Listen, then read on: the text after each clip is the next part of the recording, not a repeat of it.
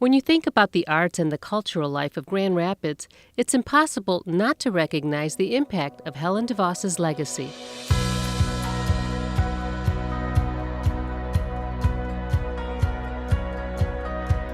Her deep care for and love of the arts guided her investment of both time and resources and was integral to shaping the cultural landscape of our community. Mrs. DeVos's generosity helped transform the education, healthcare, and arts sectors. Specifically, her support of music in Grand Rapids and nationally forever changed the scope and trajectory of many arts organizations, ensuring high-quality musical experiences for community members for generations to come. My mother has always been a lover of the arts, and she's always been a lover of community. She knew that the arts and music were an important part of a well-balanced community. She was an only child. Her father was a principal, and so she was raised in an educated home. Dad and Mom, Jay and Betty, they were all a team. And certainly in the early days, it was all hands to the pump, if you will, to make things happen and get things going, and they all played their role. Mrs. DeVos was well known as a supporter of symphony orchestras and classical music. She served in numerous capacities since 1971 on the board of the Grand Rapids Symphony and was an honorary board member and honorary executive board member. With her husband, Richard DeVos, Mrs. DeVos was the founding sponsor of the Symphony's DeVos Quartet and Artist in Residence program, and she was a life member of the Women's Committee.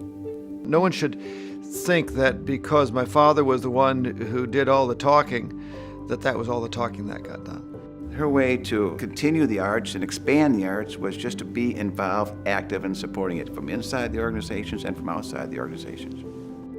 In addition, she served as a member and board member of St. Cecilia Music Center from 1970 to 1974, and also served as board president for part of that time. There's always a special place in my mom's heart for St. Cecilia, because I remember coming here as a child and her bringing us, to many different places and talking about it. But I think she liked it just because there's something for everybody here. It's the young, it's the old, it's the up-and-comers, the people who are just learning music. The variety that St. Cecilia is, I think, really is what endeared her to it and why she connected with St. Cecilia for so many years. Combining their passion for arts and education, the Richard and Helen DeVos Foundation also supported the opening of the Richard and Helen DeVos Center for Arts and Worship at Grand Rapids Christian High School and the DeVos Communication Center at Calvin College. Outside of the West Michigan community, Mrs. DeVos was an honorary board member for the League of American Orchestras in New York City. Mrs. DeVos's many awards related to the arts include the Gold Baton Award from the League of American Orchestras in 2012, as well as being honored at the League's 2007 National Conference by more than 1,500 delegates from orchestras around the country for her extraordinary support of the League and for her own orchestra in Grand Rapids.